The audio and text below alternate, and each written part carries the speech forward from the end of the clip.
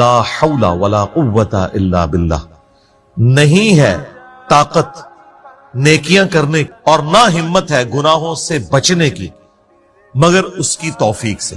یعنی آپ سرنڈر کر دیتے ہیں کہ اے اللہ تیری توفیق ہے.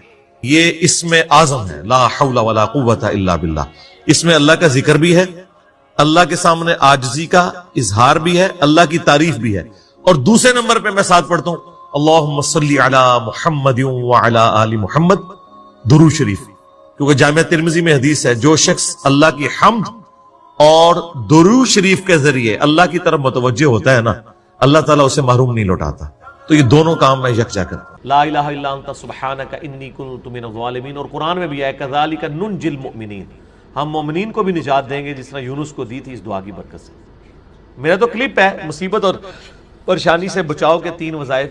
اس میں سے ایک وظیفہ یہ ہے، دوسرا حسبنا اللہ ونعم الوکیل، تیسرا یا حی یا قیوم برحمتک استغیث.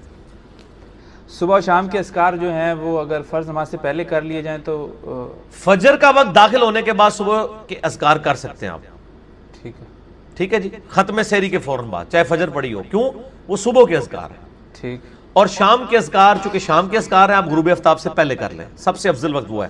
ورنہ آپ مغرب کے بعد کر لیں، افضل وقت یہ ہے کہ مغرب سے پہلے کریں. شام کے اذکار ہیں وہ رات کے نہیں ہیں، مغرب میں تو رات شروع ہو جاتی ہے. فی النار. اعوذ باللہ السمیع العلیم من الشیطان الرجیم من ہمزہ ونفخہ ونفثہ. بسم اللہ الرحمن الرحیم. رب اشرح لی صدری ویسر لی امری واحلل عقدۃ من لسانی یفقہوا قولی. بسم اللہ الرحمن الرحیم. ان اللہ وملائکتہ یصلون علی النبی یا ایہا الذین آمنوا صلوا علیہ وسلموا تسلیما. اللہم صلی علی محمد وعلی آل محمد کما صلیت علی ابراہیم وعلی آل ابراہیم انک حمید مجید. اللہم بارک علی محمد وعلی آل محمد کما بارکت علی ابراہیم وعلی آل ابراہیم انک حمید مجید. اللہم ربنا آتنا فی الدنیا حسنہ وفی الآخرۃ حسنۃ وقنا عذاب النار. ربنا آتنا من لدنک رحمہ وہیئ لنا من امرنا رشدا. لا الہ الا انت سبحانک انی کنت من الظالمین. حسبنا اللہ ونعم الوکیل. یا حی یا قیوم برحمتک استغیث ولا حول ولا قوت الا باللہ العلی العظیم. آمین. سورۃ الانبیاء سورت نمبر 21 سے سٹارٹ کریں گے. آج پارہ نمبر 17 کا بھی آغاز ہو رہا ہے اور پہلی سورت سورۃ الانبیاء ہے. قرآن حکیم میں اس کا نمبر 21 ہے اور یہ مکی صورتوں میں سے ایک سورت ہے.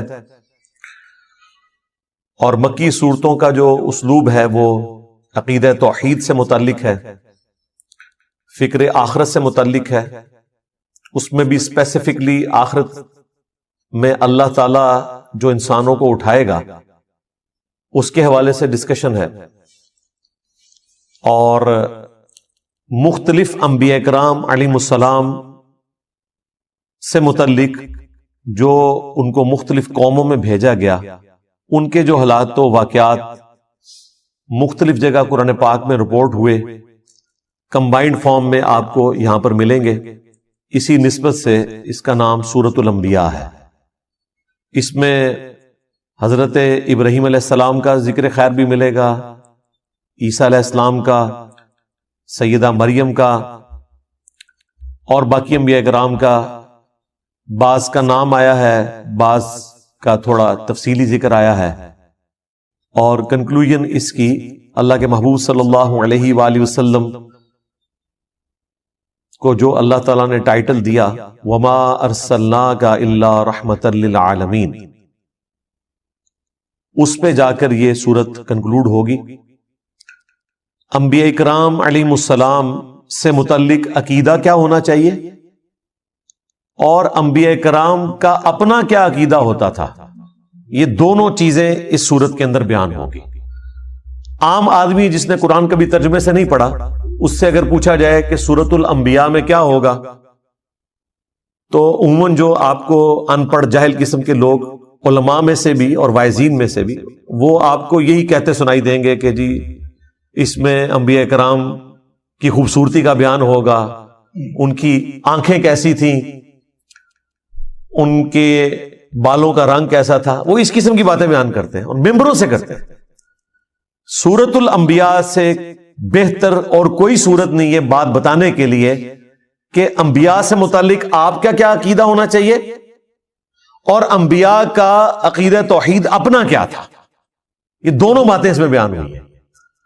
اور ہمارے سب کانٹیننٹ میں جو دین تصوف نے عقائد کی خرابی پروپیگیٹ کر دی ہے، اس کی جڑ کاٹنے کے لیے ایک صورت کافی ہے، چھوٹی سی صورت ہے، اور عقیدہ توحید کو بھی واضح کرے گی، انبیاء کرام علیہ السلام کے اپنے سٹیٹس کو بھی واضح کرے گی کہ انبیاء کے بارے میں آپ نے کیا عقیدہ رکھنا ہے، ان کو منی گاڈ نہیں بنانا، اور انبیاء کرام ہر مشکل ہر پریشانی میں اپنے رب کی طرف رجوع لاتے تھے۔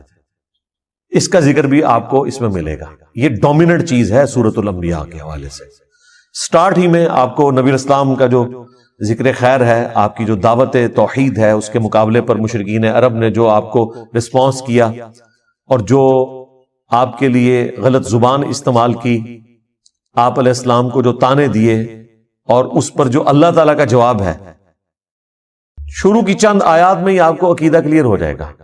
اس عقیدے کا کوئی لینا دینا نہیں ہے دین تصوف میں پھیلائے گئے عقیدوں سے، جن میں پیغمبر منی گاڈ ہوتا ہے، کوئی بزرگ بابا جو ہے وہ منی رسول ہوتا ہے، اور ان کے علماء جو ہیں وہ منی صحابی ہوتے ہیں۔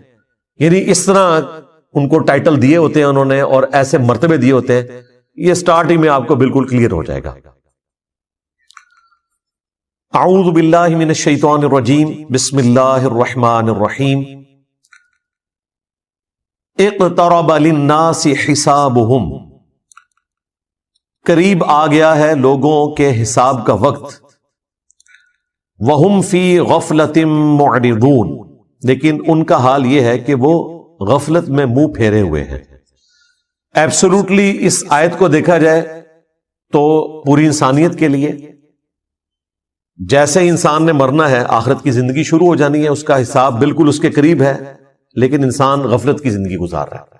اور اگر آپ اسے ریلیٹیولی دیکھیں آنے والے ٹاپک کے ساتھ، تو یہ مشرکین عرب سے متعلق ہے کہ اللہ تعالیٰ نے ان کے لیے فیصلہ فرما لیا ہے کہ ان پر عذاب استیصال آئے گا، غزوہ بدر کی شکل میں، اس کے بعد غزوہ احد کی شکل میں، خندق کی شکل میں۔ کئی لوگوں کو اس سے پہلی توبہ کی توفیق مل جائے گی، کئی کو نہیں ملے گی۔ ان کے حساب کا وقت اب قریب آ چکا ہے، لیکن یہ غفلت میں منہ پھیرے ہوئے ہیں۔ ما یأتیہم من ذکر من ربہم محدث، ان کے رب کی طرف سے کوئی بھی نئی نصیحت نہیں آتی مگر اس حال میں الا استمعوہ وہم یلعبون، کہ وہ اسے سنتے تو ہیں مگر کھیل کود میں مگن ہوتے ہوئے، کیجول لیتے۔ سورۃ الفرقان میں ہے نا کہ اللہ کے نیک بندوں کی نشانی یہ ہے کہ وہ اندھے اور بہرے بن کر اللہ کی آیات پر نہیں گرتے، غور و تفکر کرتے ہیں۔ اللہ تعالیٰ کی طرف سے پیغام آیا، اسے سیریس لینے کی ضرورت ہے، بجائے اس کے کہ اسے سیریس لیں وہ کہتے تھے یہ اگلے لوگوں کی کہانی ہے۔ اور پہلے بھی ہم نے اتنی باتیں سنی، کوئی عذاب نہیں آیا۔ اگر یہ نبی واقعی سچا ہے اور یہ کہتا ہے کہ مرنے کے بعد زندہ کیا جائے گا، تو بڑا آسان سا ٹیسٹ ہے، ہمارے باپ باپ کو زندہ کر دے، ہمارے سامنے لے آئے، ہم اس پہ ایمان لے آئیں گے۔ تو بھائی اگر یہ سب کچھ ہو جائے تو پھر آپ کون سا ایمان لے کر آئے؟ ایمان کا تو مطلب ہی ہے غیب میں دیکھ کر ماننا۔ ان الذین یخشون ربہم بالغیب لہم مغفرۃ واجر کبیر، جو اپنے رب سے بغیر دیکھے ڈرتے ہیں ان کے لیے مغفرت اور بڑا اجر ہے۔ دیکھ کر تو سب نے مان لینا ہے۔ تو اللہ تعالیٰ فرما رہا ہے ان کے پاس کوئی بھی نصیحت آتی ہے، قرآن کی کوئی بھی صورت نازل ہوتی ہے، آیات نازل ہوتی ہیں، تو وہ اسے کیجول لیتے ہیں، اس حال میں سنتے ہیں کہ وہ کھیل میں مگن ہے۔ آج مسلمانوں کا بھی یہی حال ہے۔ مسلمان تو خیر اس سے بھی پیچھے چلے گئے، وہ کم از کم سن لیتے تھے، یہ تو سننے سے بھی قاصر ہے. عربی آتی نہیں ہے، ترجمہ سنتے نہیں ہیں. لاہیۃ قلوبہم، ان کے دل غافل ہو چکے ہیں. وَأَسَرُّ النَّجْوَى، اور یہ آپس میں سرگوشیاں کرتے ہیں. الذین ظلموا، جو کہ ظالم لوگ ہیں، اور کہتے کیا ہیں؟ هل هذا الا بشر مثلکم، یہ تو نہیں مگر تمہارے جیسا ہی ایک انسان. یعنی نبی اسلام کے بارے میں وہ کہتے ہیں یہ تمہارے جیسے ہی ایک انسان ہے، اس نے جو دعوی پیغمبری کیا ہے اس میں اور ہم میں کوئی فرق نہیں. نعوذ باللہ. افتأتون السحر وانتم تبصرون، کیا تم پیروی کرو گے اس جادو کی جس کو تم اپنی آنکھوں سے دیکھ رہے ہو کہ یہ جادو کر رہا ہے، اس میں کوئی حقیقت نہیں ہے، تو آنکھوں سے دیکھنے کے باوجود تم اس سحر کی پیروی کرنا شروع کر دو گے. وَلِعَوْذُ بِاللَّهِ تَعَالَى. یہ نبی اسلام کے لیے وہ غلط کلمات استعمال کرتے تھے. اس کے بعد بھی کافی ساری چیزیں آئیں گی، لیکن اس میں غور طرف بات یہ ہے کہ ان کی بات سچ ہے لیکن اس کا اینگل انہوں نے غلط دیا ہوا ہے. یہ بات تو سچ ہے کہ نبی اسلام بھی انسان ہی تھے. سورہ بنی اسرائیل میں آیا کہ اگر زمین پر فرشتے آباد ہوتے تو ہم فرشتوں میں سے پیغمبر بھیجتے. اب چونکہ انسان آباد ہے تو انسانوں میں سے پیغمبر آئے گا. بات سچ ہے، لیکن بظاہر تو یہ ہماری طرح کے انسان ہیں، اس میں کوئی شک نہیں ہے.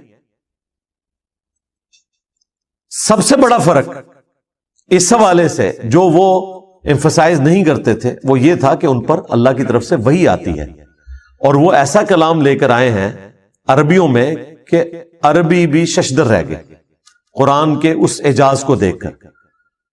اسی وجہ سے جو لوگ حق سے غافل تھے انہوں نے یہ کہنا شروع کر دیا گویا کہ نبی اسلام جادو کر دیتے ہیں لوگوں کے اوپر. جو بھی سنتا ہے وہ آپ پر ایمان لے آتا ہے اگر وہ سلیم الفطرت ہوا. اگر بےایمانی پہ اترا ہوا ہے تو اس کے لیے قرآن میں کوئی ہدایت نہیں. سیدھی سی بات ہے. قرآن میں ہدایت اس کے لیے جو واقعی ہدایت قبول کرنا چاہے. صحیح مسلم میں جو دماد نامی ایک عامل کا ذکر ملتا ہے، اردو میں ہم زماد کہتے ہیں، عربی میں دماد ضاد کے ساتھ. وہ جھاڑ پھونک کا کام کرتا تھا.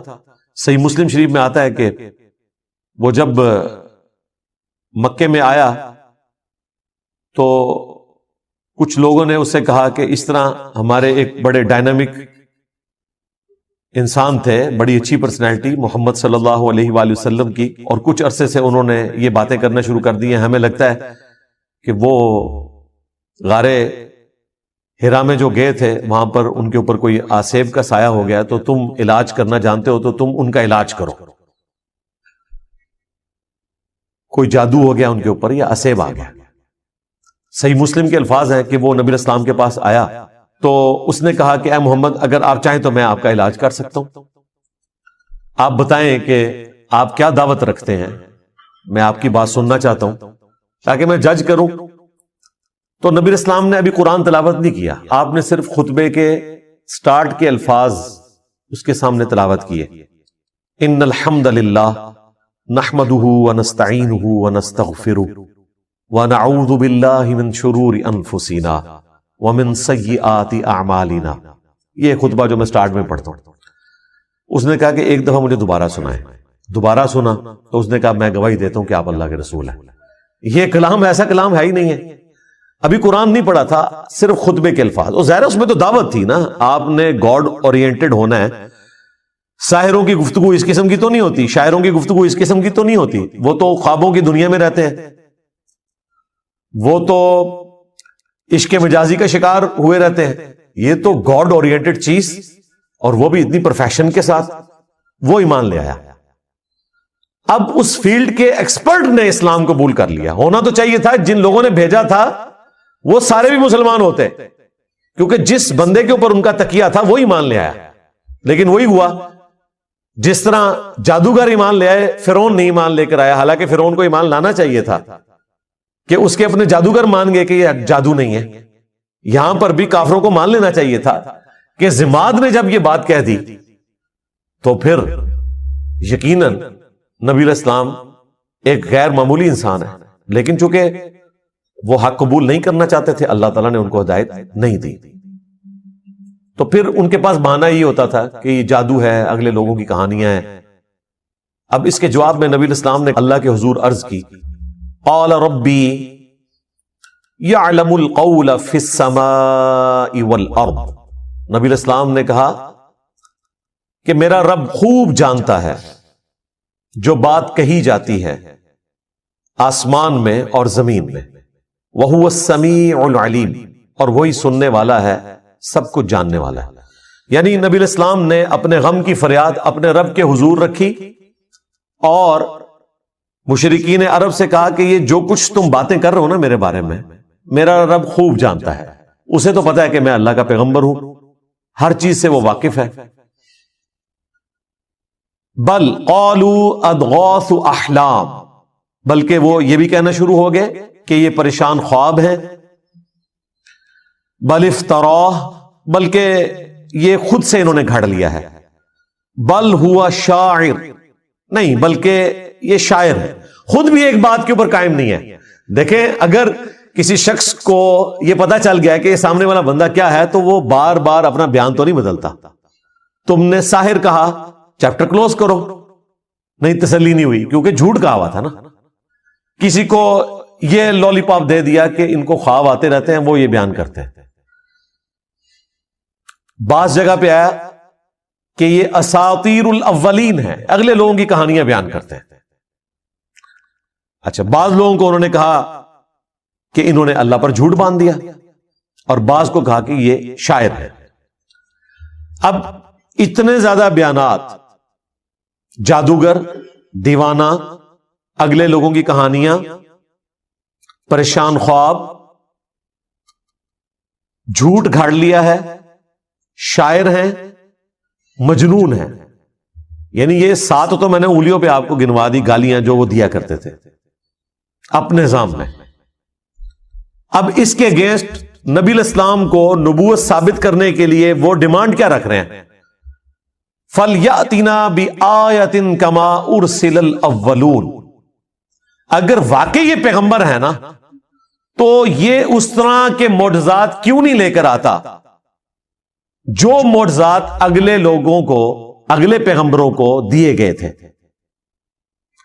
یعنی یہ ہمیں خود ہی بتاتا ہے کہ موسیٰ علیہ السلام کے پاس عصا کا معجزہ تھا، وہ اژدہا بن جاتا تھا، عیسیٰ علیہ السلام مردوں کو زندہ کر دیتے تھے. تو اس قسم کا کوئی معجزہ یہ ہمیں بھی کر کے دکھائے، ہم مان لیں گے. اچھا، یہاں تک اگر بات دیکھی جائے تو لاجیکلی ان کی بات درست ہے کہ جو پیغمبر عوام کے سامنے اگلے انبیاء کے واقعات بیان کر کے اور ان کے معجزات بتا کر دعوی نبوت کر رہا ہے، تو اس کا منطقی نتیجہ یہ ہے کہ اس کے مخاطبین اس سے کہیں کہ اچھا یہ جو آپ بتا رہے ہیں آپ بھی کر کے بتائیں نا، تو ہم آپ پر ایمان لے آئیں گے. تو یہ ڈیمانڈ کوئی غلط نہیں تھی ان کی، لیکن اللہ کا فیصلہ کچھ اور تھا. اللہ تعالیٰ نے اس کے جواب میں کیا فرمایا؟ اس جگہ پر ہر جگہ جواب ڈیفرنٹ آئے گا. یہاں پر کیا جواب آیا؟ ما آمنت قبلہم من قریۃ اہلکناہا. ان سے پہلے جو بستیاں ہلاک کر دی گئیں ان کے رہنے والے بھی ایمان نہیں لے کر آئے تھے. افہم یؤمنون، تو کیا اب یہ لوگ ایمان لے آئیں گے؟ یعنی اللہ تعالیٰ نے اپنا ایک رول بتا دیا کہ اگلے انبیاء کے ماننے والوں کی ڈیمانڈ کے اوپر ہم نے منہ مانگے معجزات دکھائے، تو اس کا اینڈ رزلٹ یہی نکلا کہ ایمان وہ نہیں لے کر آئے. تو ان کے ساتھ بھی یہی ہونا ہے، اگر ہم نے ان کا منہ مانگا معجزہ دکھا دیا تو یہ ایمان نہیں لائیں گے. لیکن اس کے بعد رزلٹ کیا نکلے گا؟ وہ سورہ بنی اسرائیل میں اللہ تعالیٰ نے جب 9 معجزات کا ذکر کیا جو نبی الاسلام سے وہ ڈیمانڈ کرتے تھے، انہوں نے ایک پوری لسٹ ان کو پیش کی تھی کہ آپ آسمان پر چڑھ کر بتائیں، ہمارے سامنے چڑھیں اور ہمارے سامنے آپ کتاب لے کر اتریں، ہم مان لیں گے. آپ کا کوئی باغ ہو جس میں آپ نہریں رواں کر دیں، آپ کا سونے کا کوئی گھر ہو، اس قسم کی وہ ڈیمانڈ کرتے تھے. اس کے جواب میں اللہ تعالیٰ نے فرمایا کہ تم فرماؤ کہ میں بشر ہوں، رسول ہوں، میرا کام دعوت حق پیش کرنا ہے، یہ معجزات اللہ کے پاس ہے.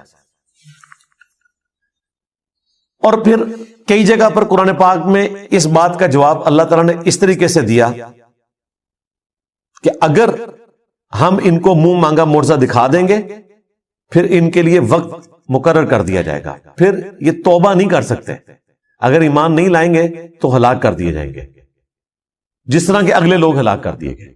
سورۃ المائدہ کے اینڈ میں بھی آتا ہے نا، جب عیسی علیہ السلام کے ماننے والوں نے کہا نا کہ آپ آسمان سے ہمارے لیے کھانا نازل ہونے کی دعا کریں، تو عیسی علیہ السلام نے کیا کہا تھا کہ اگر تمہیں یہ منہ مانگا معجزہ دکھایا گیا اور یہ کھانا نازل ہوا اور پھر جس نے انکار کیا پھر اللہ تعالیٰ کی طرف سے عذاب آئے گا۔ یہ اللہ تعالیٰ نے فرمایا کہ میری طرف سے اعلان ہے، ان کو سنا دو۔ تو یہ اللہ تعالیٰ کا قانون ہے کہ جب منہ مانگا معجزہ پورا کیا جائے، اس پر انکار آئے تو پھر اللہ تعالیٰ اس قوم کو ہلاک کر دیتا ہے۔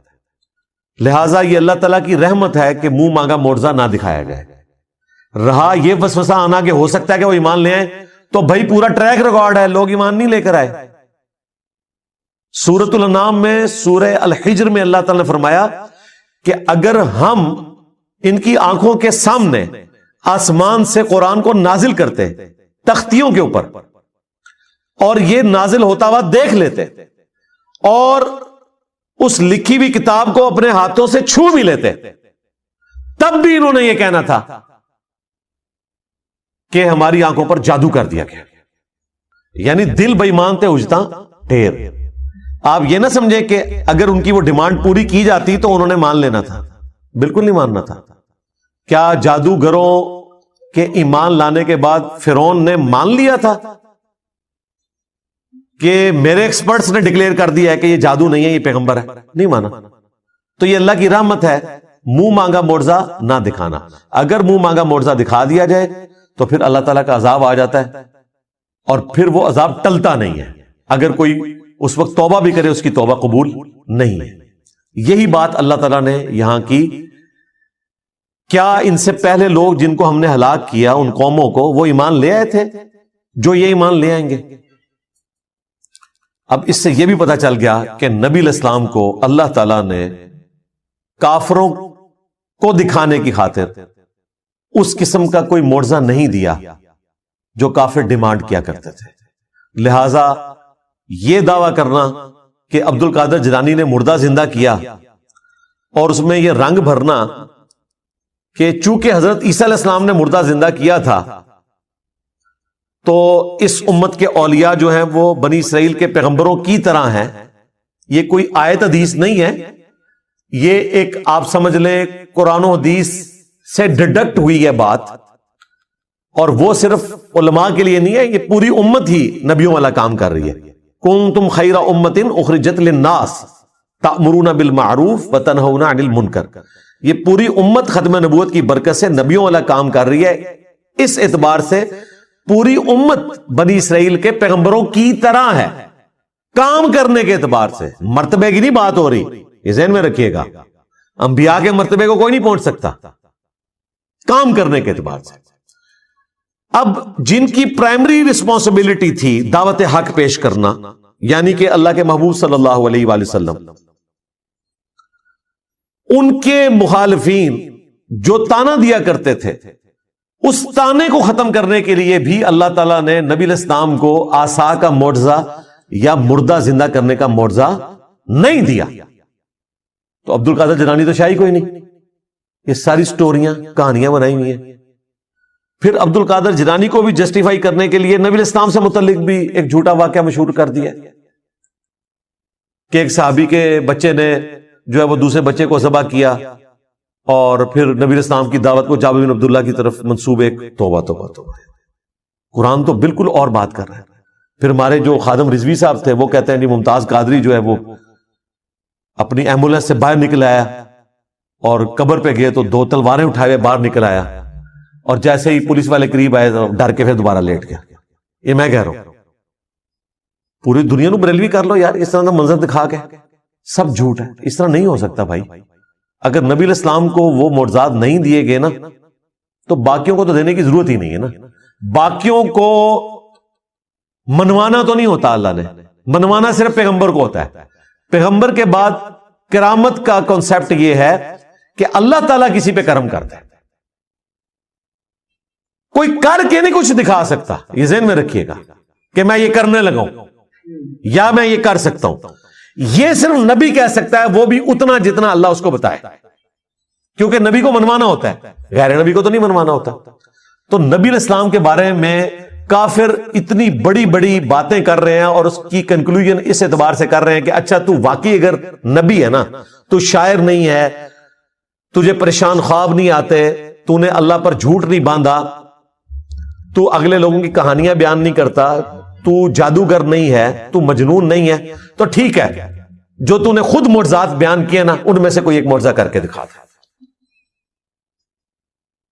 نہیں, سورۃ الانعام میں اللہ تعالیٰ نے فرمایا اے نبی ہم نے تو معجزہ نہیں دکھانا جو یہ ڈیمانڈ کر رہے ہیں. تم سے ہو سکے تو زمین میں کوئی سرنگ تلاش کر لو یا آسمان پہ سیڑھی لگا دو اور کوئی معجزہ لے آؤ, اور اے نبی جاہلوں میں نہ ہو. اتنے سخت الفاظ ہیں. یہ قرآن ہے بھائی, یہ کتابوں کا خدا ہے, یہ بابوں کا خدا نہیں ہے, یہ بابوں کا پیغمبر نہیں ہے, یہ بابوں کا دین نہیں ہے, یہ کتابوں کا دین ہے جو واقعی صحیح بات اللہ تعالیٰ کی طرف سے انسانیت کو پہنچائی گئی ہے. تو کلیئر کٹ اللہ تعالیٰ نے فرمایا کہ چونکہ اگلے لوگ ایمان نہیں لے کر آئے تھے, یہ بھی نہیں لائیں گے, لہٰذا ان کے لیے یہ ہے کہ انہیں ڈھیل دی جائے اور منہ مانگا معجزہ نہ دکھایا جائے. سورۃ الانبیاء کی 6 آیات پوری ہوئی ہیں اور مسلمانوں کی اکثریت کا عقیدہ اس کا جنازہ نکل گیا کہ اس عقیدے کا کوئی لینا دینا نہیں ہے قرآن و سنت کے عقائد کے ساتھ. سورۃ الانبیاء یہ پڑھ کے بتا دیتے تو انہیں پتا چل جاتا کہ انبیاء کا کیا سٹیٹس ہے. اس کے جواب میں اگر یہ قرآن کی آیات آدھی پڑھی جائیں اور ان سے پوچھا جائے کہ بتاؤ پھر اللہ نے کیا جواب دیا ہوگا, تو یہ تو آپ کو یہی بتائیں گے کہ اللہ تعالیٰ نے پھر معجزات دے دیے ہوں گے. تو ایسا نہیں ہوا. سورۃ العنکبوت میں اللہ تعالیٰ نے فرمایا کہ اے نبی اس قرآن کے نزول سے پہلے نہ تو آپ کتاب میں سے کچھ پڑھ سکتے تھے نہ اپنے دائیں ہاتھ سے کچھ لکھ سکتے تھے, ورنہ یہ چیز کافروں کو شک میں مبتلا کر دیتی کہ یہ کتاب آپ نے خود لکھ لی ہے. کیا ان کے لیے کافی نہیں ہے کہ اللہ تعالیٰ کی آیات صبح و شام ان پر تلاوت کی جاتی ہیں؟ یہ معجزہ ہے. تو دعوی نبوت والا معجزہ نبی علیہ السلام کا قرآن ہے, جس طرح کہ عیسیٰ علیہ السلام کا مردوں کو زندہ کرنا اور موسیٰ علیہ السلام کا لاٹھی کو پھینک کر اژدہا بنانا اور اسے ہاتھ لگانا اور دوبارہ اس کا لاٹھی بننا. اس طریقے پہ نبی علیہ السلام کا معجزہ یہ قرآن ہے. یہ سورۃ العنکبوت میں اور کئی سورتوں میں ذکر ہوا, اور نبی علیہ السلام نے تو بالکل کھول کر اس کو مزید بیان کیا. بخاری مسلم میں حدیث ہے اللہ تعالیٰ نے ہر نبی کو کوئی نہ کوئی معجزہ دیا تھا. یہ معجزہ تو ہم ویسے علم الکلام میں استعمال کرتے ہیں, قرآن و سنت میں اس کے لیے ٹرم آتی ہے آیتن. یہاں پر بھی دیکھ لیں فَلْيَأْتِنَا بِآیَةٍ, نشانی. معجزہ عقل کو عاجز کر دینے والی چیز, فزیکل فینامنا آف نیچر کو توڑنے والی چیز, اس لیے ہم یہ معجزہ کی ٹرم استعمال کرتے ہیں. ویسے اس کے لیے ٹرم ہے آیا, نشانی. تو اللہ تبارک و تعالی نے نبی علیہ السلام کو قرآن کا معجزہ دیا. بخاری مسلم میں اس حدیث میں آتا ہے کہ ہر نبی کو معجزہ دیا, مجھے اللہ تعالیٰ نے وحی کا معجزہ دیا ہے.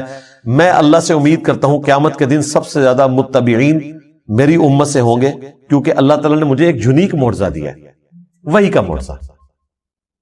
اور وہ بخاری مسلم میں آتا ہے کہ جنتیوں کا نصف امت محمدیہ سے ہے صلی اللہ علیہ وآلہ وسلم, کیونکہ معجزہ سب سے بڑا ہے. لاجیکلی اس سے بیسٹ کوئی آپشن ہو نہیں سکتا تھا.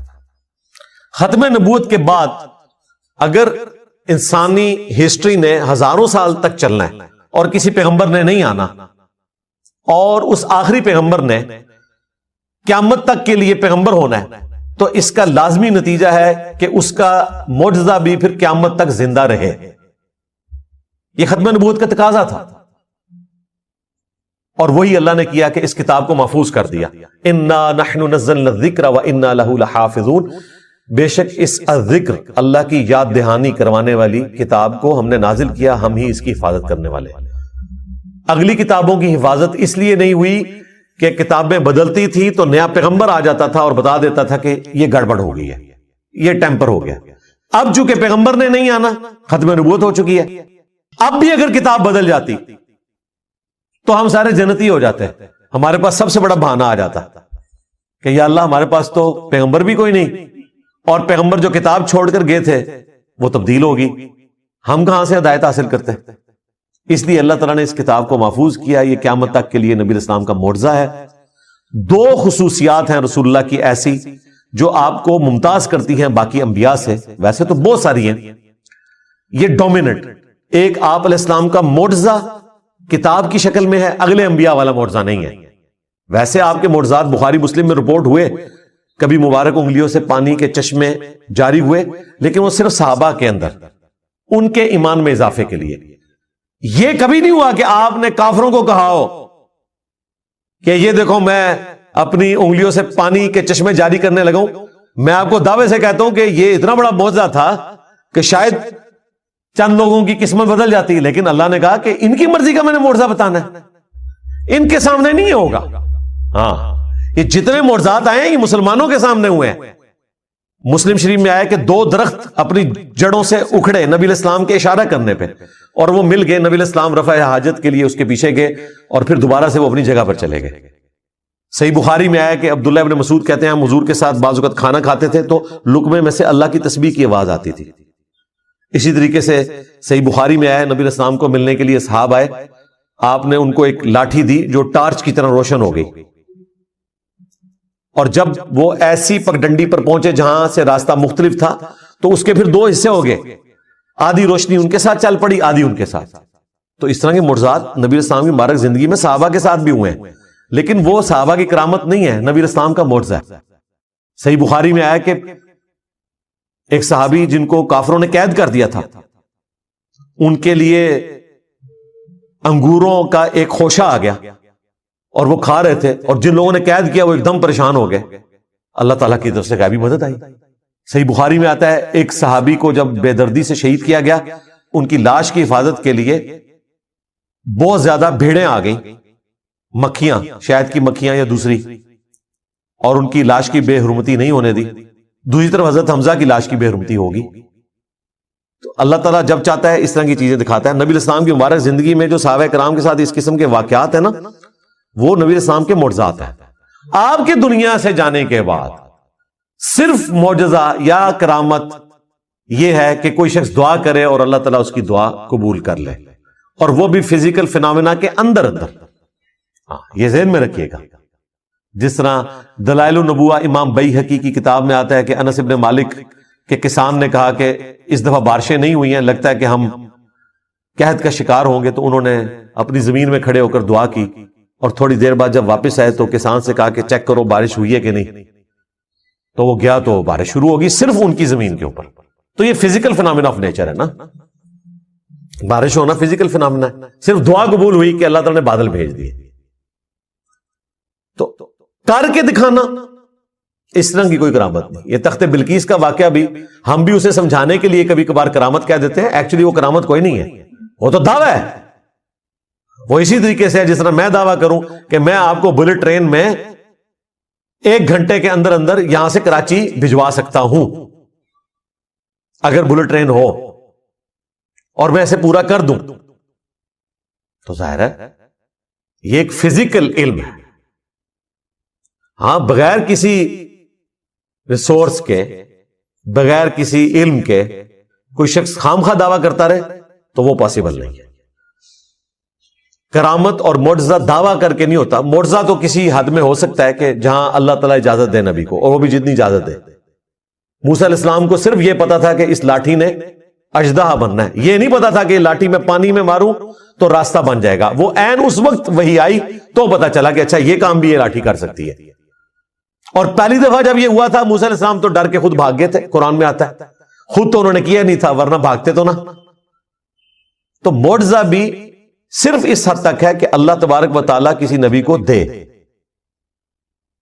اور اسے اجازت دے, تب, ادروائز خود سے کوئی نہیں کر کے دکھا سکتا. تو نبی علیہ السلام کے جتنے فزیکل فینومینا آف نیچر کو توڑنے والے معجزات ہیں یہ سب کے سب مسلمانوں سے متعلق ہے. ایک نشانی ایسی ہے جو بالکل سٹارٹ میں آئی, وہ چاند کا 2 ٹکڑے ہونا تھا. That's all. باقی جتنے فزیکل فینومینا آف نیچر کو توڑنے والے معجزات ہیں وہ صحابہ کرام کے درمیان ہیں. آپ کی دعا کی برکت سے 10 بندوں کا کھانا 300 بندوں نے کھا لیا اور اتنا ہی رہا, بخاری مسلم میں آتا ہے. یہ بس صحابہ کرام میں رہا, کافروں کے لیے نہیں. تو نبی اسلام کی 2 خصوصیات کیا ہیں؟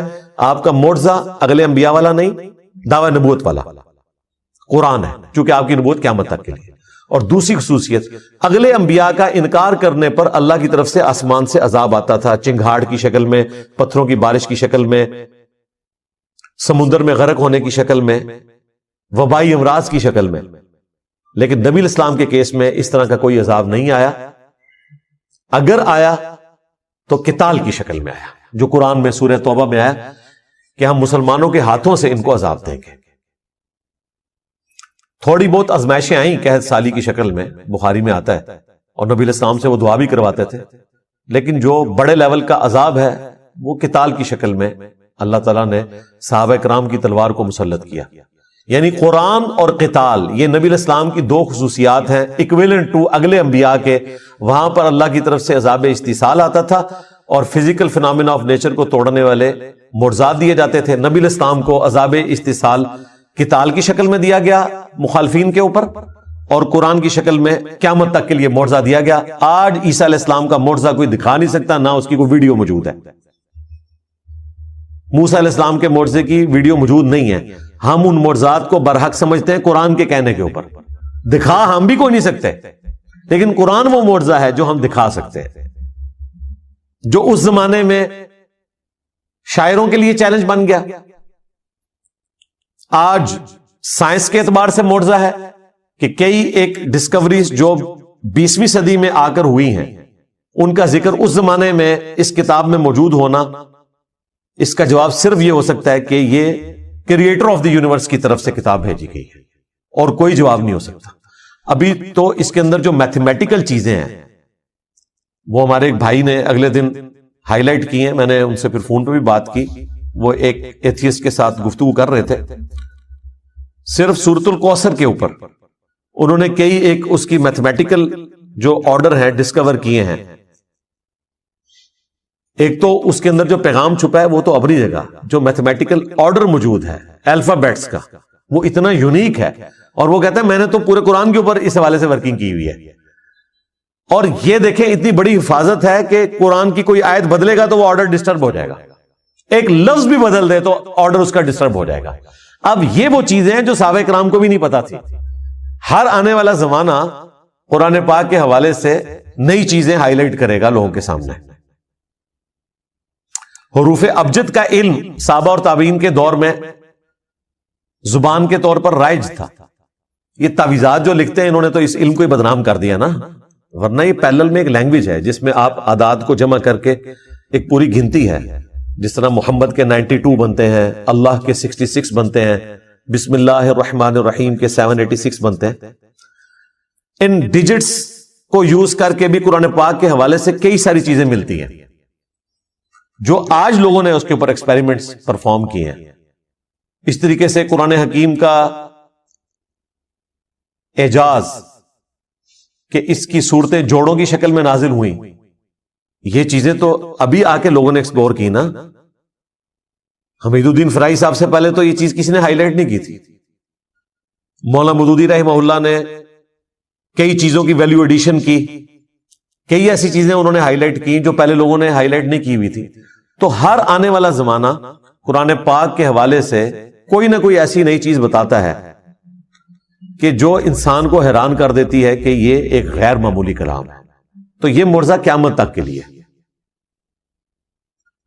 اس اعتبار سے نبی الاسلام کا یہ فرمانا کہ مجھے اللہ نے وہی کا معجزہ دیا ہے, میں امید کرتا ہوں کہ قیامت کے دن سب سے زیادہ متبعین میری امت سے ہوں گے.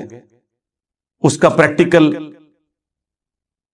جو عملی نمونہ ہے وہ ہم نے دیکھ لیا کہ لوگوں نے قرآن کا ترجمہ انگریزی میں پڑھا, اپنی مدر ٹنگ میں پڑھا اور اسلام قبول کر لیا.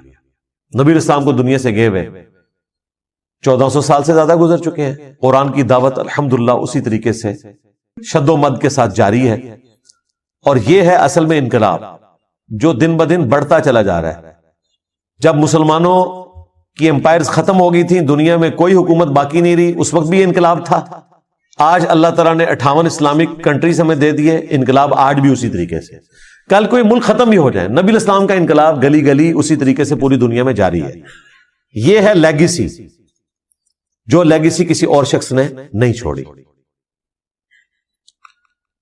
وما ارسلنا قبلک الا رجالا نوحی الیہم، اور ہم نے آپ صلی اللہ علیہ وآلہ وسلم سے پہلے کوئی بھی پیغمبر نہیں بھیجا مگر یہ کہ وہ مرد ہی تھا اور اس کی طرف ہم نے وہی بھیجی۔ فاسألوا اہل الذکر ان کنتم لا تعلمون،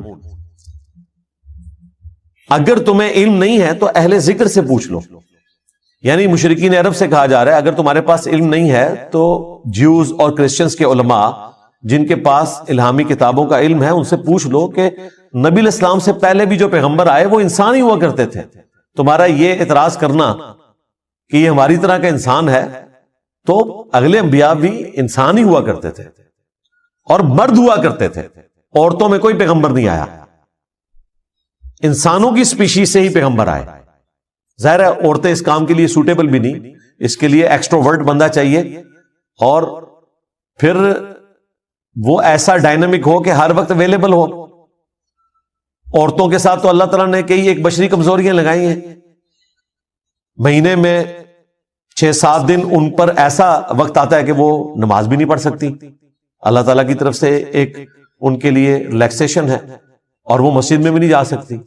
اب پیغمبر نے تو امت کو لیڈ کرنا ہوتا ہے، یہ تو ہو ہی نہیں سکتا کہ پیغمبر جو ہے وہ عورت ہو اور وہ 7 دن کی چھٹی کرے، پلس پھر اس کو مردوں سے پردہ کرنا پڑے گا اور کئی ایک کمپلیکیشنز آ جائیں گی۔ اس لیے اللہ تعالیٰ نے پیغمبر مرد بنائے۔ ہاں پیغمبروں کی مائیں عورتیں ضرور تھیں، ان کی رسپیکٹ اپنی جگہ، اللہ نے ان کی تعریف بھی کی ہے، موسیٰ علیہ السلام کی والدہ کی، عیسیٰ علیہ السلام کی والدہ کی، لیکن پیغمبر مرد ہی ہوں گے اور انسانوں کی اسپیشی سے ہوں گے۔ اگر تمہیں علم نہیں ہے تو اہل علم سے پوچھو۔ رسول اللہ کے اوپر یہ بہتان لگانا کہ چونکہ یہ انسان ہے لہذا انسان ہے تو جھوٹ بول رہے ہیں، انہیں خواب بھی آتے ہیں پریشان، یہ شاعر ہیں، اگلے لوگوں کی کہانیاں بیان کرتے ہیں، تو یہ غلط ہے۔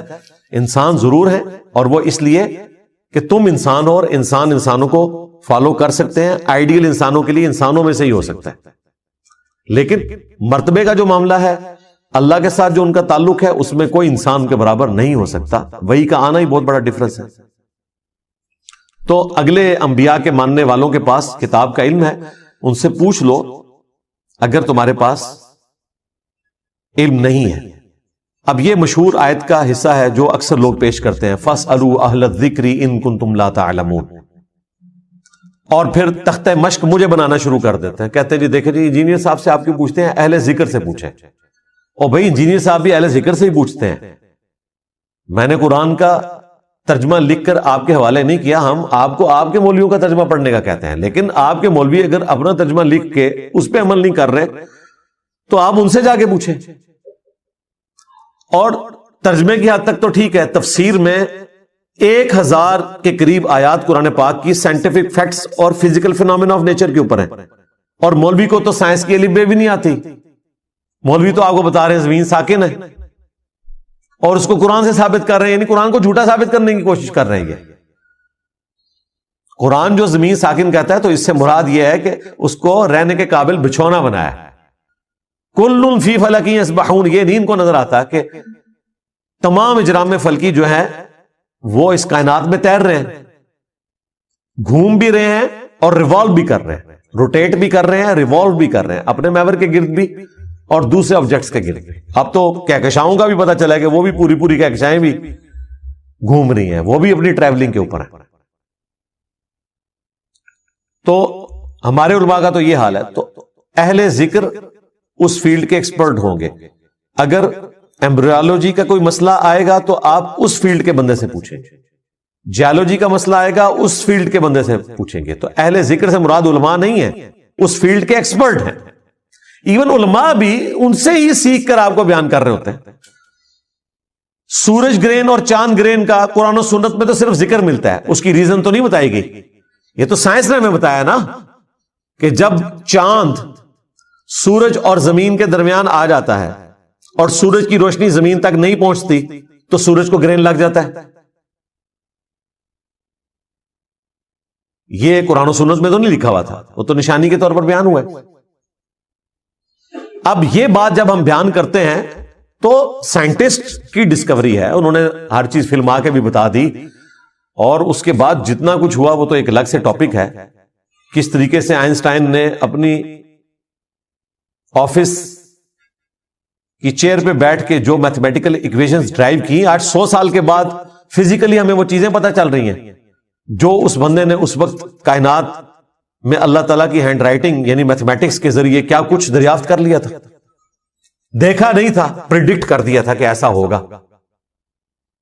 تو یہ اللہ تعالیٰ نے اپنا علم اپنے بندوں کو سکھایا ہے۔ تو اہل ذکر فزکس کی فیلڈ کے اندر آئنسٹائن، نیوٹن، یہ لوگ ہیں، اسٹیفن ہاکنگ، یہ لوگ ہیں۔ وہاں کوئی مفتی اعظم سعودیہ یا مفتی اعظم پاکستان تو نہیں ہوگا۔ تو اہل ذکر ہر جگہ موجود ہے۔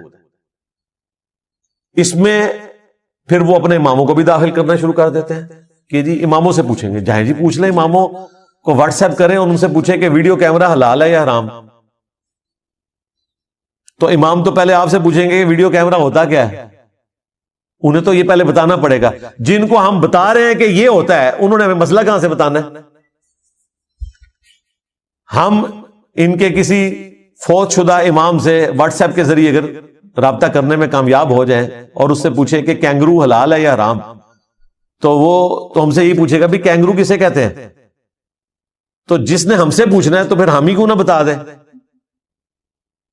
تو یہ اجتہاد کا دروازہ قیامت تک کے لیے کھلا ہوا ہے۔ اماموں سے آپ نے یہ پوچھنا ہے کہ اللہ رسول نے کیا بتایا صلی اللہ علیہ وآلہ وسلم۔ ان سے یہ نہیں پوچھنا کہ آپ کا خیال کیا ہے، اپنا خیال صرف وہ اس حد تک دے سکتے ہیں جہاں قرآن و سنت میں کوئی واضح گائیڈ لائنز نہیں ہیں، اور وہ بھی ان کے زمانے سے متعلق۔ آج کے زمانے سے متعلق جو چیزیں ہیں وہ آج کے لوگ آپ کو بتائیں گے۔ یار جب فقہ حنفی کے علماء یہ لکھیں کہ آپ نے روزے کی حالت میں زیادہ پھیل کے نہیں بیٹھنا، سمٹ کے بیٹھنا ہے، ورنہ استنجا کرتے ہوئے پانی معدے تک پہنچ جائے گا اور روزے کے ٹوٹ جانے کا خدشہ ہے، تو آپ کے بزرگوں کا علم غیب بھی فارغ، ان کا علم سائنس بھی فارغ، کہ انہیں پتہ ہی نہیں ہے کہ بھئی کیا استنجا کرنے سے معدے تک پانی پہنچ سکتا ہے؟ یہ تو پتہ نہیں کتنے ہارس پاور کی موٹر لگائیں تو معدے تک پانی تب بھی نہ پہنچ پائے، کتنے کمپلیکس راستوں سے یہ سارا معاملہ ہوتا ہے۔ آج تو ہمارے چھوٹے بچے کو بھی بایولوجی کی برکت سے یہ سب کچھ پتا ہے، اور بزرگ کیا لکھتے رہے خود سے ہی، یہ خود ہم نے بابا جانی سے سنا ہے کہ جی پانی اگر آپ کھڑے ہو کر پیئیں گے تو پانی ڈائریکٹ جا کے مثانے پہ اٹیک کرتا ہے، مثانے پہ گرتا ہے، اس کی وجہ سے قطروں کی بیماری شروع ہو جاتی ہے۔ پانی بھائی کسی صورت مثانے تک ڈائریکٹ پہنچ ہی نہیں سکتا، پتہ نہیں بیچارہ کن کن راستوں سے گزر کے وہاں تک پہنچتا ہے۔ ان کا علم غیب بھی فارغ، علم سائنس بھی فارغ، سب جھوٹ بولتے رہے۔ اب یہ کہتے ہیں یہ فَاسْأَلُوا أَهْلَ الذِّكْرِ إِن كُنتُمْ لَا تَعْلَمُونَ۔ اللہ کے بندے انہوں کو پوچھیں گے نا تو تھوڑی بہت جو عزت رہ گئی ہے نا ہمارے دلوں میں ان کے لیے کہ یہ بات آپ پڑھ سکتے ہیں، وہ بھی جاتی رہے گی۔ یہ ان کا حال ہے۔ تو اہل ذکر سے مراد ہے اس فیلڈ کے ایکسپرٹ، وہ بتائیں گے، اور پریکٹیکلی یہی کر رہے ہیں۔ آپ کو بتاتے ہیں کہ گھٹنے میں درد ہو تو ہاتھ رکھ کے پڑھیں دادا صاحب کی گھوڑی، اور اپنا حال یہ ہے کہ وہ کہتے ہیں کہ ڈاکٹروں نے مجھے مشورہ دیا، باپا جانی فرماتے ہیں، پھر میں نے مفتی صاحب سے بھی پوچھا۔ اچھا مفتی صاحب نے انہیں یہ مشورہ نہیں دیا کہ باپا جان آپ اپنے والا دم اپنے اوپر کریں دادا صاحب کی گھوڑی، مفتی صاحب نے بھی کہا کہ اچھا ڈاکٹر کہہ رہے ہیں تو آپ بیٹھ کر جو ہے وہ کرسی پہ بیٹھ کے کھانا بھی کھا سکتے ہیں اور نماز بھی پڑھ سکتے ہیں۔ اس کا مطلب ہے کہ غوث وقت تو پھر ڈاکٹر ہوئے، جن کے پاس ڈگری کوئی نہیں ہے اس فیلڈ کے اندر وہ غوث وقت ہے۔ پھر آپ کو یہ صحیح بات بتائیں گے کہ اپنی اپنی فیلڈ کے اندر ہر بندہ جس فیلڈ کا ایکسپرٹ ہے وہ آپ کو بتائے گا۔ بالکل ہم بھی یہی کہتے ہیں، لیکن وہ بتائے ایمانداری کے ساتھ۔ ڈاکٹر تو پھر بھی ایمانداری سے بتاتے ہیں نا، سر درد کے لیے آپ جائیں تو سارے ڈاکٹرز آپ کو پیناڈول بتاتے ہیں۔ آج تک ایسا نہیں ہوا کہ آپ کو سر درد ہو اور کوئی بندہ کہے کہ میں نے آپ کا دایاں پاؤں کاٹ دینا ہے یا یہ بائیں ہاتھ کی چھوٹی انگلی کاٹنی ہے تو سر درد آرام آ جائے گا۔ سارے ایک ہی بات کرتے ہیں، لیکن مولوی ایک بات نہیں کرتا۔ ایک کہتا ہے کہ اگر امام کے پیچھے سورہ فاتحہ پڑھو گے تو تمہارے منہ میں انگارہ رکھ دیا جائے، اس سے بہتر ہے دوسرا کہتا ہے فاتحہ نہیں پڑھو گے تو نماز نہیں ہوگی. یعنی ایک پیناڈول کی گولی بتا رہا ہے آپ کو, دوسرا کہہ رہا ہے تیرا پاؤں کاٹوں گا. ہم کہتے ہیں کہ اسے امام مانو جس کی قبر مدینے میں صلی اللہ علیہ وآلہ وسلم. تو اہل ذکر سے مراد اہل علم ہے، بشرطے کہ وہ قرآن و سنت کی روشنی میں آپ کو بات بتائیں اور وہ بات سٹرونگ بھی ہو. رہا اجتہاد تو اس میں آپ کے پاس اللہ تعالیٰ نے یہ ایک خوبصورتی والا معاملہ امت کے لیے رکھا ہے کہ جو رائے آپ کو بہتر لگے آپ عمل کر سکتے ہیں، اس کے اوپر آپ کے اوپر کوئی گرفت نہیں ہوگی. وما جعلناہم جسدا لا یأکلون الطعام، اور ہم نے ان انبیاء کے جسم ایسے نہیں بنائے تھے کہ وہ کھانا نہ کھاتے ہوں. وما کانوا خالدین، اور نہ ہم نے ان کو ایسا بنایا تھا کہ وہ ہمیشہ دنیا میں رہتے. لو جی، یہ 8ویں آیت آئی ہے اور عقیدہ بالکل کنکلوڈ ہو گیا. اللہ تعالیٰ فرما رہا ہے کہ کوئی نبی ہم نے ایسا نہیں بنایا کہ جس کا جسم کھانے کا محتاج نہ ہو، اور کوئی نبی ایسا نہیں بنایا کہ جو دنیا میں ہمیشہ زندہ رہے. اگر انبیاء کا یہ سٹیٹس ہے تو باب تشائع کوئی نہیں. آپ کو کہتے ہیں جی بابا دنکا جو ہے وہ 21 سال تک بغیر کھائے پیے زندہ رہا. آپ دیکھیں بابا دنکا، اس کا جسم اللہ نے ایسا بنایا کہ وہ 21 سال تک کوئی چیز کھا پی نہیں رہا. اور اللہ تعالیٰ انبیاء کے بارے میں کہہ رہا ہے کہ ہم نے کوئی نبی ایسا دنیا میں نہیں بھیجا کہ جس کا جسم ایسا بنایا ہو کہ وہ کھانے سے آزاد ہو، کھانا کھائے گا، اور نہ وہ ہمیشہ دنیا میں رہنے والے تھے، موت بھی آئے گی. اب مجھے بتائیں کتابوں کا دین لینا ہے یا بابوں کا دین لینا ہے؟ کتابوں کا دین تو یہ ہے. عیسیٰ ابن مریم کے بارے میں تو کلیئر کٹ آیا نا کہ عیسیٰ اور ان کی ماں کھانا کھایا کرتے تھے. ایسوں کو پوجتے ہو جو نہ تمہارے نقصان کے مالک ہیں نہ نفع کے. پوجنے کی بھی نفی آئی اور نفع نقصان دینے کی بھی نفی آئی. یہاں تو تمام انبیاء کا ذکر آ گیا. کوئی نبی بھی نہیں ہم نے بھیجا ایسا کہ جس کا جسم کھانے کا محتاج نہ ہو، یا وہ ایسا ہو اس کا جسم کہ وہ پوری زندگی قیامت تک زندہ رہے. نہیں، دنیا سے سب چلے گئے. اس کے بعد پھر یہ کہنا کہ جی یہ بزرگ فوت نہیں ہوتے، پردہ فرما جاتے ہیں. بھئی پردہ فرما جاتے ہیں تو زندہ آدمی تو اپنی شلوار تو نہیں اتارنے دیتا. تو ان بزرگوں کی شلواریں کیوں اتارتے ہو غسل دینے کے لیے؟ بابا جی کو کہا کرو اٹھو تو غسل کرو. سیدھی سی بات ہے. زندہ آدمی اپنی تہمت اتارنے دیتا ہے؟ تو عبد القادر جیلانی کی شلوار جس بندے نے اتاری ہے تو کتنا بڑا گستاخ تھا وہ. اس کا کام تھا کہ وہ کہتا کہ حضرت آپ تو پیر روشن ضمیر ہیں، آپ نے قیامت تک کے لیے زندہ رہنا ہے، آپ نے تو پردہ فرمایا، تو چپ کر کے اپنی عزت بچاؤ تو آپ جا کے غسل کرو. شلوار بھی ان کی اتاری، قمیض بھی اتاری، غسل دیا. ٹھیک ہے جی، اور وہ بالکل سنت کے مطابق غسل دیا. وہ تو نبی اسلام کا خاصہ ہے نا. مولا علی نے کہا کہ میں نے جب نبی اسلام کے پیٹ مبارک پہ ہاتھ پھیرا تو اللہ کے نبی جو ہیں وہ دنیا میں بھی پاک تھے اور وفات کے بعد بھی پاک ہی تھے. آپ کے جسم سے کوئی فضلہ وغیرہ نہیں نکلا، ہر بندے کا نکلتا ہے. اور نبی الاسلام کے کپڑے بھی نہیں اتارے گئے غسل دینے کے لیے. صحابہ کرام کو اونگ آئی، ابو داؤد ترمذی میں آتا ہے، اور اللہ تعالیٰ نے خواب میں انہیں دکھایا کہ نبی الاسلام کو ان کے کپڑوں سمیت غسل دو. یہ آپ کا پروٹوکول تھا. تو اس میں نے کہا تھا ہمارا امام وہ ہے کہ جسے کپڑوں سمیت غسل دیا گیا، اور تم ان اماموں کے ماننے والے ہو کہ جن کی شلواریں اتاری گئی. لوگ کہتے ہیں جی سب بڑی گستاخی کر دی. گستاخی کے سچ بولنا گستاخی ہے؟ یہ میں نے ان کا کوئی مذاق نہیں اڑایا. آپ کو ان کی اوقات بتائیے کیا ہے جن کے بارے میں آپ کہتے ہیں کہ یہ پردہ فرماتے ہیں، ان کو موت نہیں آتی ہے، یہ روحانی طور پر پردہ کر جاتے ہیں، یہ زندہ ہیں ایکچولی. تو زندہ بندہ تو بھائی یہ کام نہیں کرتا. اور نہ ایسا ہوتا ہے کہ اس کے مرنے کے بعد اس کی بیوی کسی اور کے ساتھ شادی کر لے. ان سارے زندوں کی بیویوں نے دوسری شادیاں کی ہوئی ہیں. صحابہ کرام کے کئی شہداء ہیں، ان کی بیویوں نے دوسری تیسری شادیاں کی ہیں. صحیح بخاری میں آتا ہے جعفر بن ابی طالب جو حضرت علی کے بھائی تھے نجاشی کے دربار میں، جنہوں نے سورہ مریم پڑھی تھی، وہ غزوہ موتا میں شہید ہوئے. جعفر طیار رضی اللہ تعالیٰ عنہ کی بیوی تھی اسما بنت امیس رضی اللہ تعالی عنہما وعلیہم السلام. ان سے شادی کی حضرت ابو بکر نے، ان سے محمد بن ابی بکر پیدا ہوئے. جب حضرت ابوبکر فوت ہوئے حضرت علی نے شادی کر لی اور محمد بن ابی بکر کی پرورش بھی کی، اور اپنے جو بھتیجے تھے حضرت جعفر کے بیٹے عبداللہ بن جعفر، ان کی بھی تربیت کی. حالانکہ حضرت جعفر طیار شہید ہوئے تھے، شہید کی بیوہ کو تو پھر زندہ ہونے کی وجہ سے نکاح نہیں کرنا چاہیے. وہ زندگی اور ہے، یہ زندگی اور ہے. تو ان چیزوں سے باہر نکلیں. قرآن بالکل کوئی اور دین پیش کر رہا ہے اور انہوں نے آپ کو بالکل کوئی اور دین بتایا جس دین کا کوئی لینا دینا نہیں ہے قرآن و سنت میں بیان کیے ہوئے دین کے ساتھ. قرآن و سنت تو بالکل واضح ہے. تو ہمارا امام وہ ہے جس کی قبر مدینے میں ہے صلی اللہ علیہ وآلہ وسلم.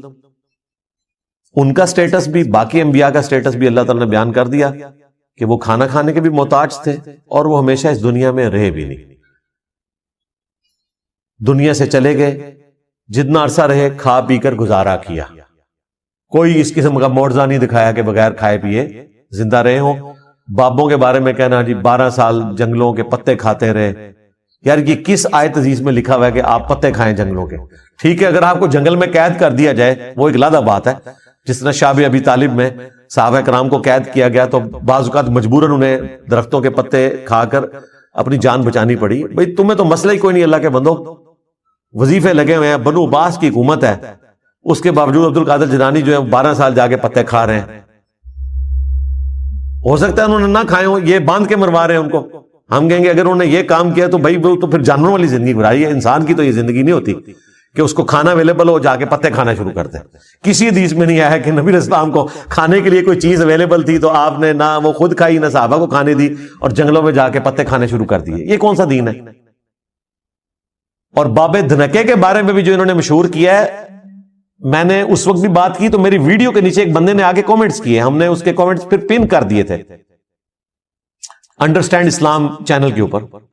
اس بندے نے کہا کہ میں تو اس کے علاقے کا رہنے والوں، یہ رات کے اوقات میں چائے پیتا تھا، سارے چیزیں کرتا تھا، لوگوں کے سامنے کچھ کھاتا پیتا نہیں تھا. وہ کہتا میں نے اسے خود کھاتے پیتے ہوئے دیکھا ہے لیکن آج کوئی ماننے کے لیے تیار نہیں ہے. یہاں جیلم سے لوگ جایا کرتے تھے باب دھنکے کے مزار پہ. بے نظیر نے سڑک بنوا دی تھی، اتنی پڑھی لکھی خاتون، اور توہم پرستی ان لوگوں کی دیکھ لیں. نواز شریف صاحب بھی جاتے تھے. آپ لوگ صرف عمران خان صاحب کی بات نہ کریں کہ وہ کسی پیرنی کے پیچھے ہیں، یہ سارے ہی پیروں اور پیرنیوں کے پیچھے ہی لگے رہتے ہیں. اللہ تعالیٰ ان کو ہدایت دے جی، ان کی جو ڈگری ہیں وہ کسی کام آئے. اپنے آپ کو یہ سیدھے راستے کے اوپر چلائیں اور اپنے ماننے والوں کو بھی سیدھے راستے پہ چلنے کی ترغیب دیں. اللہ تعالیٰ سے دعا ہے جو حق بات میں نے کہی اللہ تعالیٰ ہمارے دلوں میں راسخ فرمائے. اگر جذبات میں میرے منہ سے کوئی غلط بات نکل گئی